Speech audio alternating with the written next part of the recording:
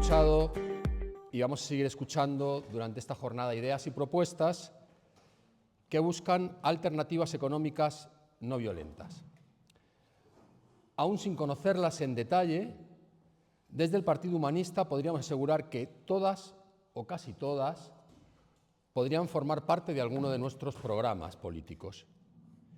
Y sin embargo nos parece difícil pensar que por sí mismas sirviesen para modificar sustancialmente las cosas.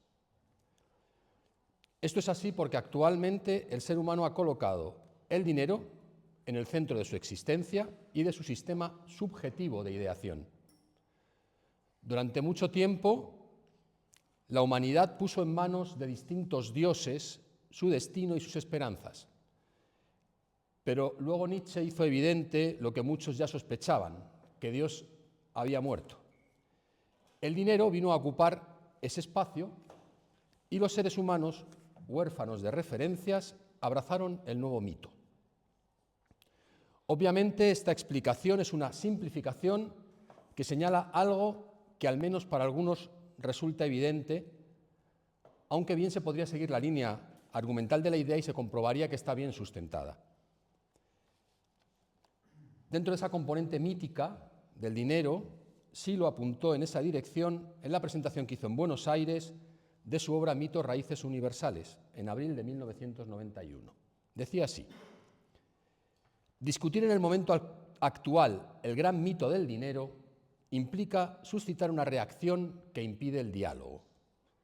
Rápidamente nuestro interlocutor se defiende afirmando, por ejemplo, ¿cómo que el dinero es un mito, si es necesario para vivir?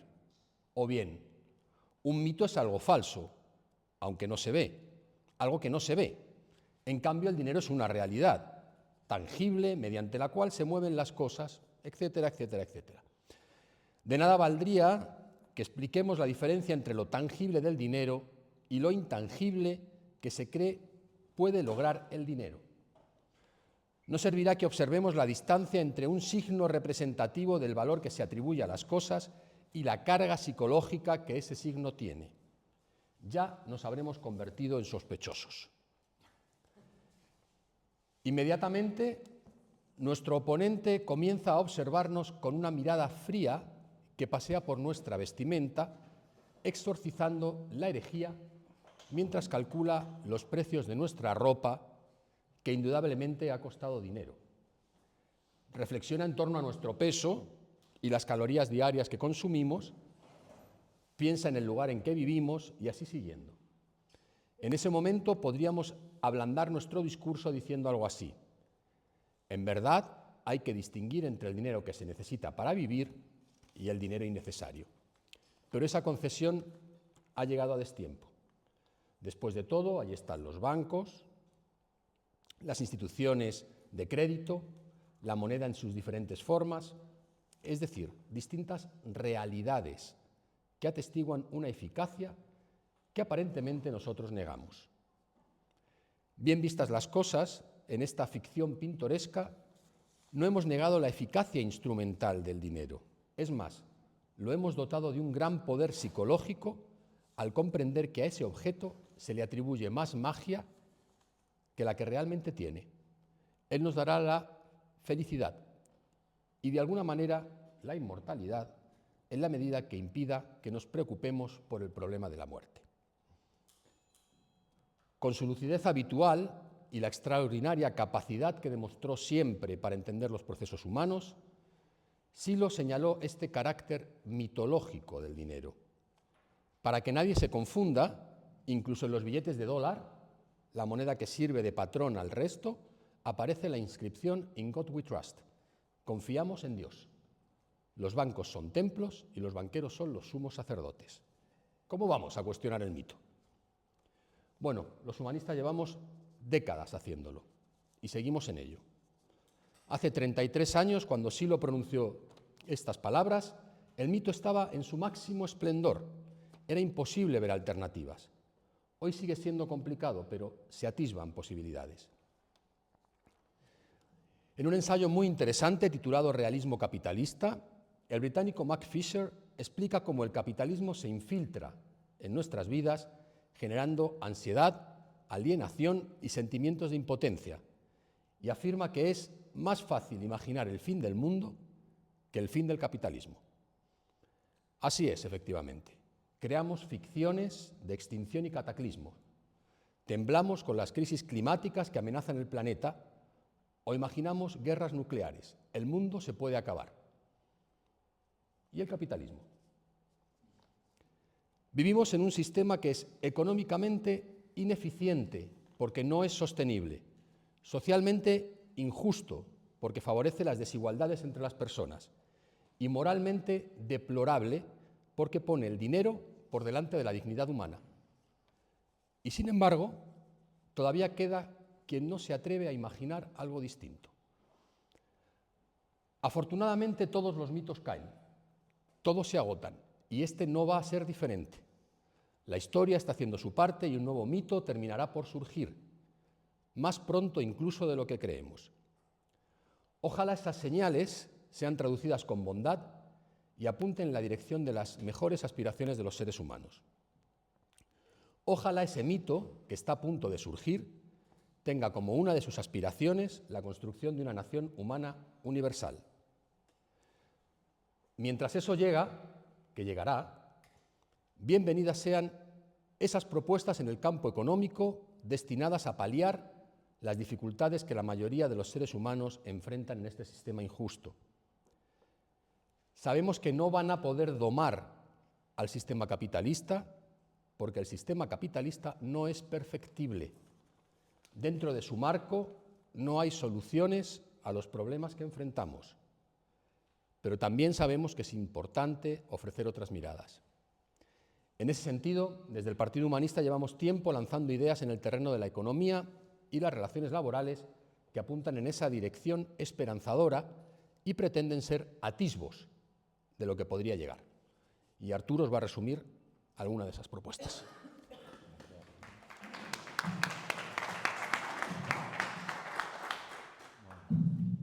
Bueno, pues yo voy a hacer una breve introducción a las políticas económicas que están... ¿Se me oye? Que te van a ver. Ah, por aquí. Ah, vale. No os miro, pero os hablo. Pero estoy con vosotros. Estoy con vosotros. Bueno, las políticas económicas que se han hecho en las últimas décadas, ¿no? se han centrado en recortar los derechos sociales desde instancias como el Fondo Monetario Internacional, la Comisión Europea, y se hizo muy famosa una palabra que es la austeridad, entre comillas, ¿no? Y de alguna manera la ideología que había de fondo, que era el neoliberalismo, pues consideraba que el gasto social es una rémora y un peso muerto del que hay que desprenderse cuanto antes, ¿no? Y esto llegó a su máxima expresión con la crisis del 2008, que precisamente fue creada por el pinchazo de la burbuja especulativa de los bancos americanos y europeos. Y ahí asistimos a una situación en la que la Unión Europea se centró vergonzosamente en la salvación de los bancos a costa de los ciudadanos, ¿no? Entonces vimos como el gobierno de España, que era socialdemócrata, pues modificó urgentemente la Constitución para dejar claro que la prioridad era pagar la deuda con los bancos, y vimos cómo la Comisión Europea mandaba a sus funcionarios para ver si los países de la Unión Europea cumplían las recetas neoliberales que se les imponían, y todo lo relativo a la salud, la educación, los gastos sociales fueron brutalmente recortados, ¿no? Todavía hoy estamos todavía pagando la deuda de los bancos. Ha habido una enorme transferencia de recursos desde lo público hacia lo privado y estamos sufriendo el deterioro de todo el sistema educativo y de todo el sistema de salud, ¿no? En fin, que hemos pagado todos el rescate de los bancos, mientras que millones de personas perdieron sus casas, sus empleos, sus esperanzas, ¿no? Esto, de alguna manera, vino a poner de manifiesto que un país no podía desarrollar una política soberana al margen de lo que imponía la Unión Europea, ¿no? El gobierno de Syriza hizo un amago como de salirse de esa disciplina y tuvieron que empeñar medio país, ¿no? que perdieron, ¿no? Vimos todo el desarrollo de una neolengua que hablaba, por ejemplo, de flexibilidad del mercado de trabajo para justificar que se suprimieran las indemnizaciones por desempleo, pues por el deterioro de las condiciones de trabajo. Se reformaron todas las legislaciones laborales de la Unión Europea y por primera vez los hijos veían como que su futuro y sus condiciones de vida iban a ser peores que las de sus padres, ¿no? Los sociólogos hablaban de una nueva clase que había surgido, que era el precariado. Bueno, en esta situación estábamos, ¿no?, cuando llegó la crisis del COVID-19, que si la de la banca fue dura, pero la del COVID pues también amenazaba incluso con hacer derribar al sistema, ¿no?, por el cierre que hubo de empresas, de fábricas. Y aquí se produjo una variación interesante, ¿no?, de la Comisión Europea y de la dirección de sus políticas, porque por primera vez se rompió como la lógica neoliberal y se produjo que la propia Unión Europea empezó a endeudarse, a ir en contra de sus propias recetas neoliberales, porque si no, los desbordes sociales iban a ser inmanejables, ¿no? Imaginaros lo que podría ser si toda la gente se hubiera quedado en el paro y no hubiera habido ese escudo social que se creó, ¿no? De alguna manera el neoliberalismo ya ha fracasado, ¿no? Y los propios gobiernos de la Unión Europea son conscientes de ello, ¿no? Y otra vez se ha vuelto a las recetas keynesianas, ¿no?, que los propios neoliberales habían denostado tantos años, ¿no? Sin embargo, a pesar de todo eso y a pesar de ese enorme esfuerzo de endeudamiento de la Unión Europea, de todos los países, otra vez los recursos han acabado de nuevo en manos de las empresas, de las grandes farmacéuticas, de las grandes cadenas de distribución. Otra vez los beneficios de los bancos están en cifras de récords, es decir, se ha salvado en parte a la población, pero otra vez la receta ha sido a costa de volver a dar de comer e hinchar de nuevo a las grandes corporaciones, los bancos, las eléctricas, las energéticas, que están viviendo un momento bollante, muy bollante, muy bollante. Al final, cada crisis que estamos viviendo se traduce todo de la misma manera, ¿no? Que, como decía Maite al principio, la desigualdad va creciendo y la desigualdad entre el capital y el trabajo es cada vez mayor, ¿no? Que podríamos decir, como en el documento se dice, tiranía del dinero que se agudiza y refuerza inexorablemente con cada uno de los sobresaltos que amenazan la economía mundial. Es decir, estamos en un proceso de concentración cada vez mayor del capital mundial que saca el dinero del circuito productivo y lo lleva al especulativo. Hoy es más rentable especular que producir.